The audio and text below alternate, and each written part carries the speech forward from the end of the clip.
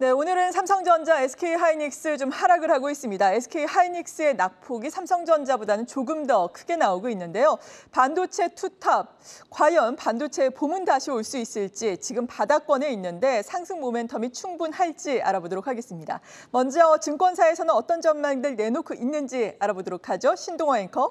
네, 먼저 삼성전자와 SK하이닉스의 주가에 대해서 알아보겠습니다. 이 양사의 주가 최근 1년과 비교해서 어떻습니까, 이동규 캐스터?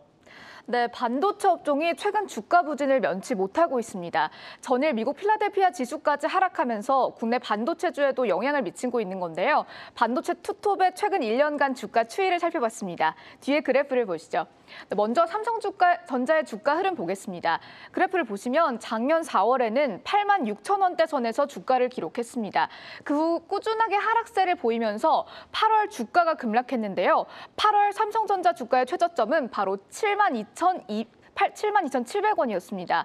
그 후 삼성전자는 또다시 최저치를 기록한 건데요. 그때가 10월인데 작년 10월에 모간 스탠리가 반도체에 겨울이 온다라는 리포트를 냈죠. 디램 가격 하락에 대한 우려가 커지면서 국내 반도체주의 목표가를 일제히 하향했습니다. 네, 그래서 올해 1월에는 다시 7만 원 후반대를 되찾았는데요. 78,900원 선까지 올라왔습니다.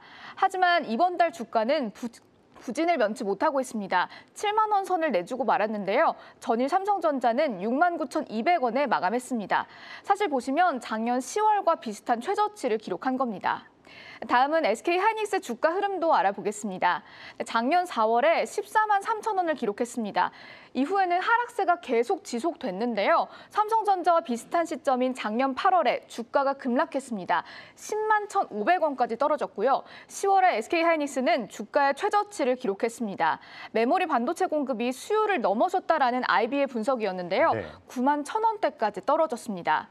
하지만 10월 이후에는 상승 흐름을 보이고 있습니다. 10월에 11만 원까지 올라갔다가 1월에는 11만 원 초반에서 움직였고 전일에는 11만 6,500원까지 마감했습니다. 네, 그렇다면 외국인의 이 비중을 한번 알아보도록 하겠습니다. 최근 반도체 투톱에 대한 외국인들의 비중이 점차 줄어들고 있다고 합니다. 반면에 좀 개인 투자자들의 비중은 늘고 있다고 하는데요. 이 외국인의 보유 비중 흐름은 어떻습니까? 네, 웨이는 작년 4월에 삼성전자의 비중 55%를 차지했는데요. 이후에는 웨인의 비중이 꾸준히 떨어집니다. 그래서 급락한 10월에는 웨인의 비중도 최저를 기록했는데요. 올 초부터 이번 달까지는 웨인의 비중이 52%대에서 다소 횡보하고 있습니다. SK하이닉스는 최근 웨인의 비중이 많이 올라오긴 했는데요. 삼성전자에 비해서는 많이 올라왔는데 작년 4월에 50%였던 웨인의 비중이 8월과 10월에는 40%대까지 떨어졌습니다. 하지만 연초 이후 꾸준히 오르면서 이번 달에는 50%까지 기록했습니다. 그럼 좀 대장주 외에 반도체 소부장주 흐름이 어떨지 좀 궁금한데요. 이 증권사가 꼽은 소부장주 관심주가 있나요? 네, 사실 대형주와 소부장주에 대해서 투자 의견은 어떤지 궁금하신 분들 많으실 텐데요. 증권사가 꼽은 소부장주 두 종목을 한번 알아봤습니다. 첫 번째 종목은 PSK입니다. PSK홀딩스에서 독립된 반도체 장비 회사인데요. 신한금융투자는 한국 소부장 기업들이 사상 최대 실적을 매년 경신하고 있다라고 밝히기도 했습니다. PSK를 장비 업종 내에서 최선호주로 제시했는데요. 신규 장비와 중국 시장 확장 등 여러 호재가 있다라고 밝혔습니다. 교보증권도 사실 PSK를 관심주로 제시하기도 했는데요. 올해 사상 최대 실적의 경신을 전망했습니다. 또한 신규 장비 양산 그리고 미국 파운드리 매출 확대를 투자 포인트로 꼽았습니다. 두 번째 소부장주 관심 종목은 바로 테스입니다. 하나투자증권이 관심주로 제시했는데요. 1분기부터 동종 업체에 비해서 양호한 실적이 예상된다고 밝혔습니다. 상대적으로 낸드 투자가 많기 때문이라고 설명했는데요. 올해 신규 장비 런칭도 예정되어 있고 사상 최대 실적을 경신할 것이다라고 전망했습니다. 현재 주가가 저평가되어 있기 때문에 지금이 바로 매수 기회다라는 의견을 제시했습니다. 지금까지 반도체 투톱의 흐름 그리고 소부장 관심 종목 알아봤습니다. 네, 반도체 소부장주 이 PSK와 테스까지 한번 알아봤습니다. 그렇다면 이번에는 시청자분들은 이 반도체주에 대해서 어떤 생각을 가지고 계신지 알아보도록 하겠습니다. 하경민 앵커. 네, 저희가 특별히 이번 특집을 위해서 한국경제TV 유튜브 채널을 통해서 설문조사를 진행을 했는데요. 무려 14,000명이 넘는 분들이 투표에 참여를 해주셨습니다. 설문 첫 번째 질문, 삼성전자를 매수한 이유에 대해서였는데 류용민 캐스터가 투표 내용과 함께 결과 전해주시죠. 네, 먼저 내가 삼성전자를 매수한 이유에 대해서는 배당 투자 매력이 13%를 기록했고요. 국민기업에 대한 믿음이라는 투표란이 46%로 가장 높은 표를 받았습니다. 네. 그리고 미래 기업 가치를 보고 매수한 분들이 36%, 기타 항목의 부분에서는 5%가 집계됐습니다. 부동의 시가총액 1위 기업으로 시총 비율 또한 18%를 넘는 만큼 아무래도 국민기업으로서의 믿음이 가장 큰 투자 이유로 꼽히는 것 같습니다. 네, 삼성전자 정말 큰 믿음을 가지고 개인 투자자 여러분들이 투자를 하셨을 텐데 약간은 마음고생이 있으실 것 같아요. 두 번째 질문은 어떤 거였나요? 네, 바로 삼성전자의 주가 위험 요인에 대해서 질문을 해봤는데요. 우선 인플레이션과 긴축 우려가 주가를 위협한다가 14%를 차지했고요.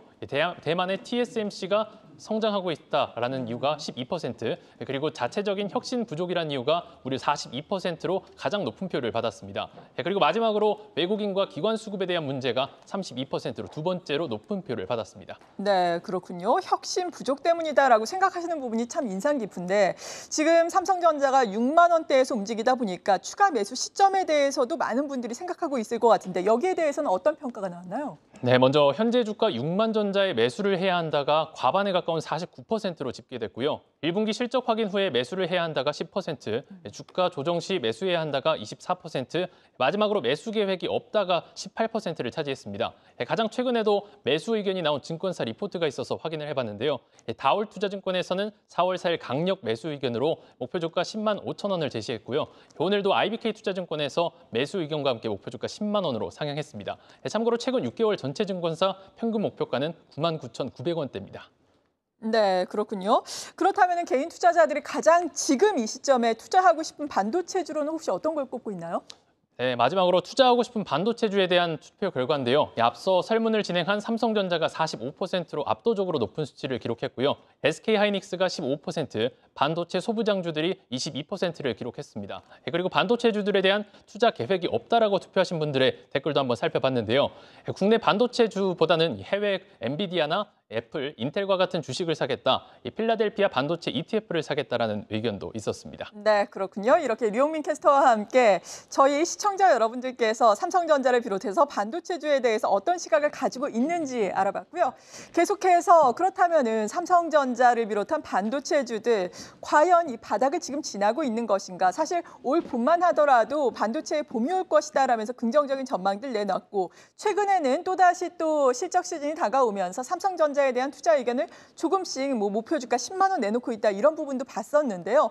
구체적으로 어떻습니까? 네, 일단 삼성전자를 비롯해서 국내 반도체 기업들의 1, 2분기 실적은 양호할 것으로 보입니다. 이 지난해 말부터 이 디램 가격이 하락을 하면서 일각에서는 올해 메모리 반도체 시장이 좋지 않을 거다는 전망이 나왔었죠. 그러나 1분기 디램과 이 낸드 플래시 가격이 하락폭이 우려했던 것보다 작으면서 이제 실적도 괜찮다는 이야기가 나온 겁니다. 네. 이 대부분의 전문가들도 이 반도체주들의 1, 2분기 실적은 양호할 것이라고 내다봤습니다. 이 이승우 센터장 같은 경우에는 이 지난 2년 동안 이 코로나 특수를 얻었기 때문에 그거와 반대로 이제 이번에는 1분기, 2분기 합쳐서 이제 하반기까지는 살짝 안 좋다는 이야기를 그래요? 했었는데요. 네, IT 수요의 이 전망이 하락하는 만큼 이에 따른 영향도 좀 받을 것이라고 이야기를 했습니다. 이 노근창 센터장의 같은 경우에는 스마트폰과 PC 수요가 마찬가지로 이제 코로나 특수가 있었던 지난 네. 2년 전과 지난해와 비교했을 때 살짝은 이제 수요가 줄어드는 만큼 이제 어느 정도 수요가 둔화돼서 좀 하반기로 갈수록은 좀 실적은 좀 어려워질 것이라고 네. 이야기를 했습니다. 이 마지막에 남대종 연구원 같은 경우에도 물론 단기적으로 봤었을 때는 실적은 괜찮다고 내다봤습니다. 하지만 이제 이 낸드 플래시 부분 같은 경우에 이 키오시아 때문에 공급 부족으로 인한 이 가격 인상 여력이 있지만 세트 업체들은 원자재나 인플레이션 영향으로 수요 불확실성 또 원가 절감 부담이 있다고 이야기했고요. 결국엔 이런 또 수요의 변화가 하반기 수급에 어떻게 작용할지가 이 관건이라고 이야기를 했습니다. 네, 그러니까 당장의 1분기 실적은 괜찮을 수 있겠지만 그러니까 단기적으로는 괜찮지만 장기적으로 보자면 수요 쪽에서 약간 불투명함이 있다라는 부분인데 그렇다면은 최근에 그래서 외국인과 기관이 우리나라에 뭐 투톱을 팔고 있고 그리고 필라델피아 필라델피아 반도체 지수가 하락하는 것도 여기에서 찾을 수 있다고 하던가요? 어떻습니까? 네, 맞습니다. 일단 결론부터 말씀드리면은 이 최근에 글로벌적으로 겪고 있는 각종 대내 변수가 이 국내 반도체주에도 영향을 줬던 것이 이 대부분 전문가들의 의견이었습니다. 이 이승우 센터장 같은 경우에는 이 메모리 기업, 이 글로벌적으로 메모리 기업 전반적으로 이 디스카운트를 받고 있다고 설명을 했습니다. 특히 이제 국내 메모리 반도체 기업 같은 경우에는 이 돈을 많이 벌어도 이 전반적으로 디스카운트를 받는 상황이라고 설명을 했는데요. 이 미 필라델피아 반도체 지수에 대비해서 메모리 업체들의 밸류에이션이 이 절반 정도밖에 받지 못하고 있는 상황이라고 설명을 했습니다. 또 여기에 최근에 이 미국의 이 반도체 전략이 조금 아시아 의존도를 축소하는 쪽으로 방향을 튼 것이 네. 또 국내 전반적인 반도체 기업들의 이 주가에 영향을 미친 것이라고 이야기를 했습니다. 이 노근창 센터장 같은 경우에는 핵심은 이제 소비자들의 수요가 조금 줄어든 것이 또 주가에 영향을 미쳤다고 설명을 했고요. 앞에서도 계속 이야기했듯이 이제 지난 코로나 시기 때와 비교했을 때 조금은 이제 수요가 좀 줄어든 것이 아무래도 좀 주가에 영향을 미친 것이 아니냐 이렇게 설명을 했습니다. 네. 이 마지막으로 남대종 연구원 같은 경우에는 이 서버 수요를 조금 핵심적으로 봐야 된다 이렇게 이야기를 했는데요. 서버 수요가 좋을 거다 예상을 하는데 서버 업체들도 이제 세터 업체들이다 보니 이 최종 수요가 금리 인상이나 이 유동성이 축소되고 그런다면 이 최종 수요가 변화될 수 있으니까 이런 부분들은 좀 주의 깊게 살펴볼 필요가 있다고 설명을 했습니다. 네, 이렇게 수요 둔화가 큰 축의 원인이라고 볼 수가 있겠고 또 반도체에 또 집중적으로 투자를 하겠다라는 세계적으로 각국의 또 의견들도 있으니까 이러한 부분의 도전에도 직면을 해 있는 것 같습니다. 그렇다면 보다 구체적으로 위험 요소 그리고 기회 요인들 알아볼까요? 네, 먼저 위기 요인부터 한번 살펴보도록 하겠습니다. 이 전문가들이 공통적으로 꼽은 위기 요인 같은 경우에는 이 최근 벌어지고 있는 금리 인상이 좀 영향을 상당히 받을 거다 이렇게 이야기를 했습니다. 금리가 상승하면은 일반적으로 이제 성장주들이 타격을 받죠. 이 올해 미국 연준의 금리 인상이 앞으로 어떻게 될 것인지 좀 지켜봐야겠습니다. 제일 먼저 이승우 센터장 같은 경우 이 기회는 위기를 먼저 살펴보자면은 이 인텔을 비롯해서 이 대규모 투자를 벌이고 있는데 이 최근에 인텔이 한 100조 원 넘게 유럽에 이제 투자를 했는데 상대적으로 이제 좀 아시아권의 반도체 기업들을 좀 제외를 하고 유럽과 이 반도체 동맹을 맺은 것이 아니냐 좀 이렇게 이야기가 나오고 있습니다. 네. 그리고 나서 이제 이승우 센터장과 남대종 연구원 같은 경우에는 이 현재 이 반도체 지금 주가가 낮은 것이 좀 가장 기회 요인이라고 설명을 했습니다. 이 노근창 센터장 같은 경우에는 특히나 이 DDR5라는 이 메모리를 좀 긍정적으로 살펴봤는데요. 이 전력 효율성이 30% 이상 개선이 되는 DDR5 같은 경우에 서버 D램 시장에 이제 본격적으로 나타날 것으로 보이면서 이 DDR5 비중이 10% 이상 되는 3분기부터 특히나 조금 삼성전자가 좀 기회가 있지 않을까 뭐 이렇게 좀 더 이야기를 했습니다. 네, 그렇군요. 그런데 삼성전자의 주가의 흐름을 보자면 앞서서도 계속 말씀을 드린 것처럼 연 저점 수준에 머물러 있는데 반도체 소부장을 보자면 연 고점까지 간 종목들도 상당히 많거든요.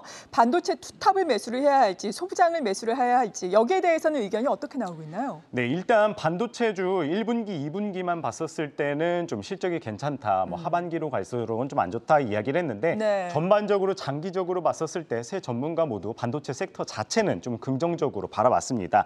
때문에 이제 대형주, 소부장주 장기적으로 봤었을 때는 모두 괜찮다고 이야기를 했는데요. 그래도 다만 단기적으로 봤었을 때는 현재 소부장주를 더 매력적으로 봤고요.